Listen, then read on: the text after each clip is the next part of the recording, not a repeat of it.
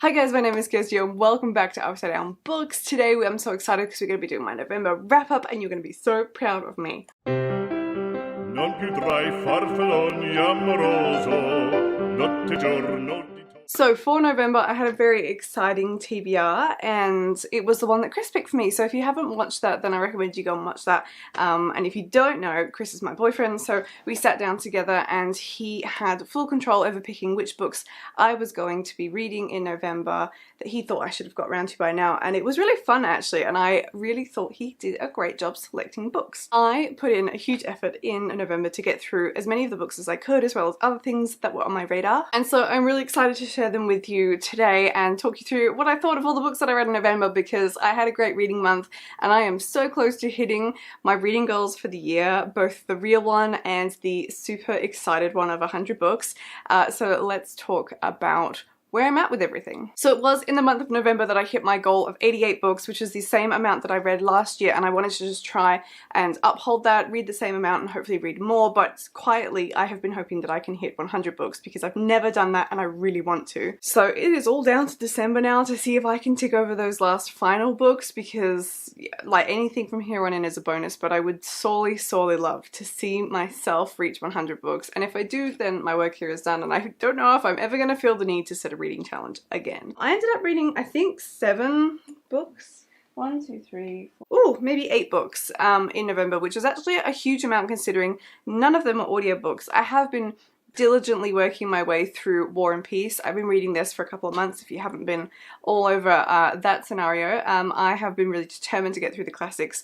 War and Peace is obviously huge, so it's a long-term goal, but hopefully we'll finish it this year. So no audiobooks have been added to my read pile for a couple of months because of that, and usually I tick over at least 1 or 2 of those a month. So I'm pretty proud that and impressed that I've managed to read a whole 8 books just in physical format in the last month. That was a great effort, I thought. So let's just dive into them and let's talk about them. So the first one that I finished was a hangover from my October TBR, and that was Hunting Prince Dracula by Kerry Maniscalco, and this is book 2 in the Stalking Jack the Ripper series. I rated this 4 stars, which I think is the same rating that I did for book 1, and I definitely enjoyed reading this in physical format. It's been a really long break between book 1 and 2 for me, because many years ago, it feels like, I read Stalking Jack the Ripper via audiobook, and I loved it but found that I couldn't get through it fast enough listening to it, and I really wanted to just read it so I could just tear through it. So I then committed to reading the rest of the series in physical format, and I finally continued that, so that's really exciting. This was really good, and I think it's really fun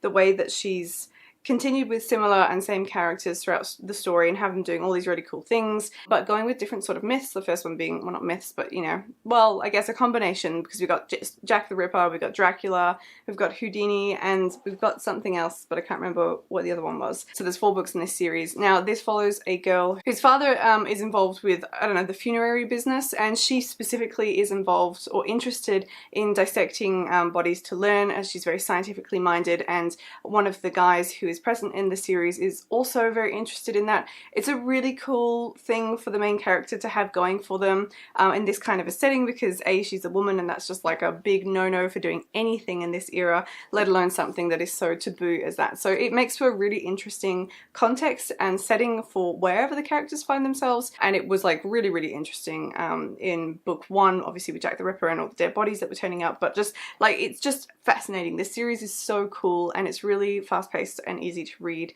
and the characters are good fun. So if you know you like a bit of history and you like a bit of mystery, that rhymes, then I recommend that you pick this up, because I think this series is fabulous and I'm really looking forward to reading book 3, though I did tragically realise, thinking I already owned it, I actually managed to buy 1, 2 and 4, so now I need to go and do some book shopping so I can continue this journey. So I then moved on to my first TBR book of the month. I was onto it quick, smart, and that very rarely happens. I've said it before and I'm going to keep saying it again. Ever since I've pulled back from reviewing for publishers and have prioritized my own books, I've been having a really great time because I've suddenly been reading everything I want to. And it means that when I've got a TBR set up like this, I'm actually able to get around to it really quickly. And I think that's where I've been stumbling and going wrong up until sort of this point with my TBRs, is there's just been it's been such a struggle to just even get to book 1 on them once I get through review copies that it just wasn't happening. But not so for November. November I was able to do what I wanted to, and the first book was The Bone Witch by Rin Chipico. Now this book was such a contentious pick for Chris to put on my TBR because he listened to the audiobook and didn't love it. He didn't like the narration and he wasn't super taken with the story. I've heard people go one of two ways with this. They either love it or they find it slow and boring, and having read it I can totally understand both perspectives.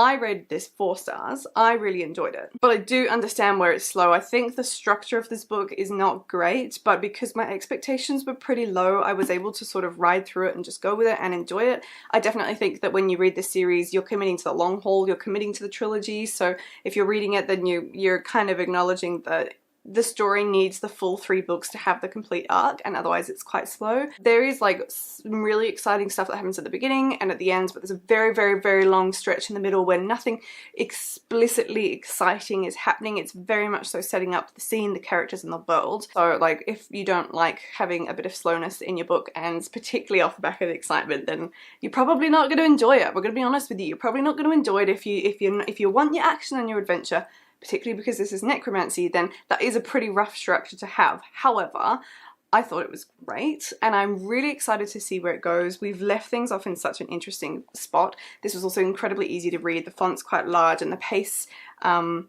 well, not the pace, I guess the writing style is easy to get through and comprehend. So this is actually quite an easy read despite its size. There's that if you wanted that kind of information. I have recently been reading more necromancy books, it feels like. So I've been reading the Gideon the Ninth series, which I have many thoughts over, and you can, we're not going to talk about that here, but if we wanted to compare, I probably enjoyed this more just because it was a little bit more comprehensible, like, than the overall Gideon series. Gideon, the first book, is better than this, but it's just a really interesting like type of magic to play with in fantasy. I think it makes things really intriguing when you've got people who can be raised from the dead, and this starts with the main character raising her like freshly deceased brother from the dead. So immediately, like I said, you're just thrown into like a mind-bogglingly weird and wonderful world. So I can't wait to continue reading this. I already have, I think, The Heart Forger is the next one, so I will be hopefully picking that up soon because I definitely want to know what happens next. There's such a interesting development of the main character, like Tia's character, because you get to flip between like past and present sort of thing, and I really want to see how that marries up, how she goes from being who she was to who she is now. So 4 stars from me. Can't wait to see where the rest of the series goes. The next book I read, Chris would have just been so happy to see that I finally ticked off the TBR, and that is The Night Circus by Erin Morgenstern. At this point, I think I was just super excited to be getting to number 2 on the TBR. Like, even that is just like unprecedented for some months. This is really interesting because I've read the Starless Sea, so this is my second Erin Morgenstern book, and I know that this is like a slightly strange book. It's magical realism. I always get nervous going into Erin Morgenstern's writing because I'm not a fan of magical realism. I find it just really strange, which is arguably the point of the genre. But there was something about the atmosphere of this book that really worked for me, and I ended up rating it 5 stars because I just don't really have any complaints about it. It's a long, meaty read that is just a book you kind of want to just sit with for a while, though I think I read it in definitely under a week, if not a handful of days. It's got some really interesting characters. The twins are probably my favourite. The like maybe not romance happening was really interesting because it really wasn't the point, but it kind of was the point, and I think that's the whole thing with the book, is everything kind of was and wasn't the point simultaneously. There's just so much going on, and like the concept of the circus that's just sort of appearing and disappearing, and the descriptions of all the different exhibits within the circus in their own tents was also really great. I think if you're looking for something that just like lets you settle down and sink into your imagination to create something that the author's providing for you, this is a very satisfying book on that, because it's almost more about the setting than it is about the story for me. There is obviously characters and stories and all that kind of development to get into, but for me what I really enjoyed was the world that Erin Morgenstern created, and I would say that that's probably the same for The Starless Sea. It really just I don't want to say it expands your mind, but it feels like you open up new doors in your mind and you're sort of allowed to imagine slightly stranger stuff that's not weird, it's just cool. So yeah, big thumbs up from me, and I'm really excited to, if she writes anything more. There's been such a big gap between these 2 books.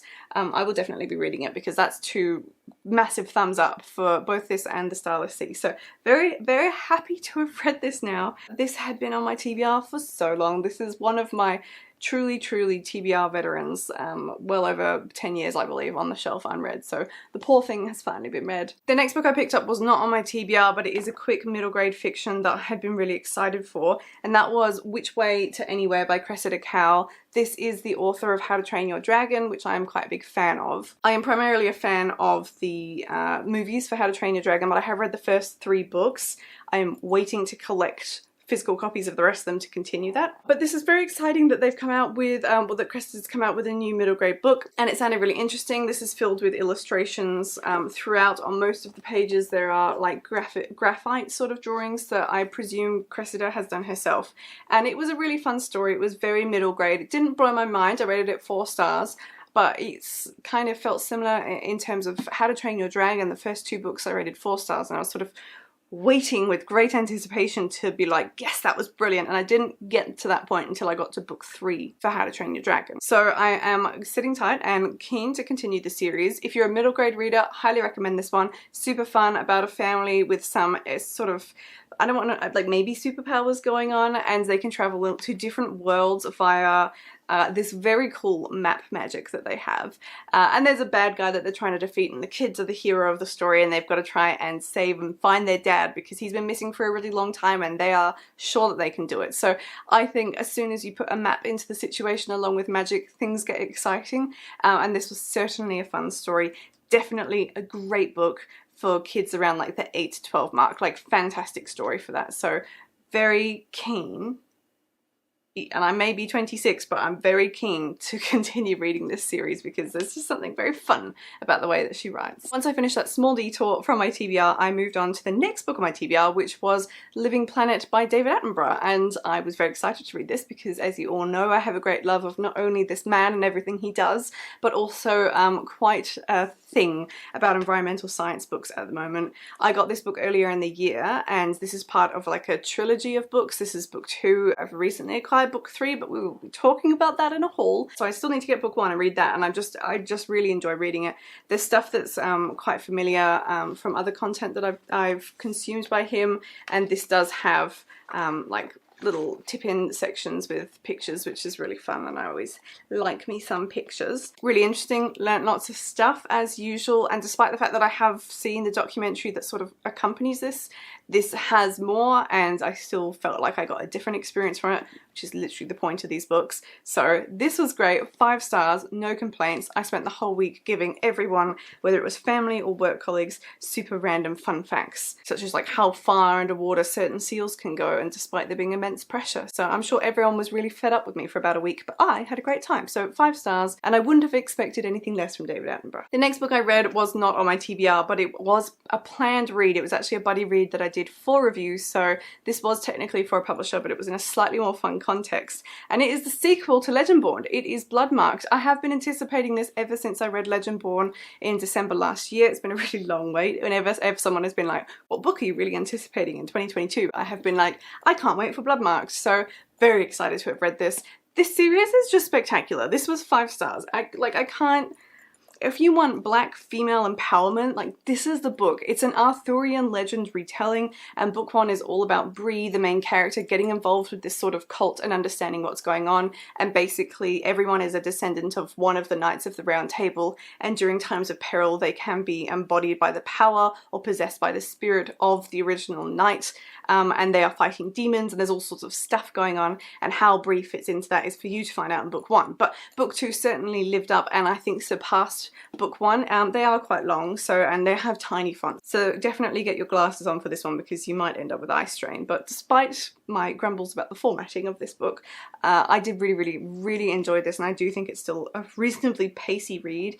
The romance in book 2 and the sexual tension, and I obviously will not say with whom nor who it is between, but was fantastic. Everyone in our group chat who was doing this read along with, they're called Tandem Collective if you ever want to join in with that sort of thing, we were all saying that we hadn't felt this connected to characters for a really long time. And it made me realize how two-dimensional some like relationships, whether it's friendships or not, can feel on the page. But there was something about the way that Tracy Deonn writes that really lifted this off the page and made you care on such such a high level. It had me flustered all the time. It was just really great without being smutty. It was just like your good old romance in a YA novel that I feel like I just haven't felt for a while. So amazing. Please go and read the series if you have not yet. The next book was a really sneaky one to slip into my reads for November. It was actually a book from work, which is Minds Went Walking, which is Paul Kelly's Songs Reimagined. It is an anthology of short stories, and I had read some of them but not all of them, so I got myself a copy and decided to finish it off. These are really interesting. I don't rate my workbooks and I don't go into in-depth reviews, but what this is, as I said, is this is a collection of stories being an anthology, and all of the contributors were asked to write a story that was inspired by one of Paul Kelly's songs and its lyrics. It's really interesting. All the different contributors took that in various ways. Some are fictitious, some are non-fiction and memoir-esque, and all of them are really interesting. I think my favourite stories were The Fastest Forward in Western Australia with Walt, and one of them does have a swear word in it and it's called Every Effing City, but it is actually spelt out, but for your sensitive ears I shall censor myself. That one I also thought was fabulous as well, so go and check this one out if you haven't, because it's a great read. And the final book I have to talk to you about was again off my TBR, so well done me. I read then The Dragon's Promise by Elizabeth Lim even. This was a really great month for continuing series, and I will talk about some other things that I started because the good news doesn't end here. This was a really enjoyable sequel and follow-up to Six Crimson Cranes, which I read earlier this year, in fact only a few months ago. I rated this one 4 stars. I thought it was good. I didn't think it was as good as book 1, but I still really enjoyed it. I'm not sure why I felt so differently. I think because I went off with a bit of a rocky start for the few chapters with book 1, and then it really impressed me and had a real good sense of mythology, whereas this one had quite a lot going for it and a really big scope that was narrowed down a bit more. So I think just the general vibe of the book didn't quite hit that amazing 5-star tier for me, but still a really awesome 4-star read. The siblings and the relationship that the siblings have in this series is beautiful, and the romance is really great. I was really enjoying it. So if you've read Six Crimson Cranes, then I definitely recommend continuing the story and finishing it off, as I believe this is just going to be a duology, because it's definitely worth it. And who wouldn't want to read a book with a cover that is as beautiful as this? So those were all the books that I finished in November, but I did start Behemoth, which was also on my TBR, and so I did get to that one, but we'll be talking about that in my December wrap-up. And I also started Babel, which is the book that I was planning to buddy read with Chris, so we are actually still in the process of reading that together. That was never really expected that we would finish it within the same month, so I'm actually really chuffed that I did in fact get to all of the books on my TBR for November, and I actually don't know if I've ever done that before, so I'm going to classify that as a huge win. I did so much reading. Some of these books are really quite chunky, so I'm really pleased with myself, and it's going to be very excited for prospects finishing TBRs in the future with the way that I have changed my reading at the moment. It's very exciting. So let me know in the comments down below if you've read any of these or if you're planning to, and I will see you in my next video. Goodbye. Alle gloria militar.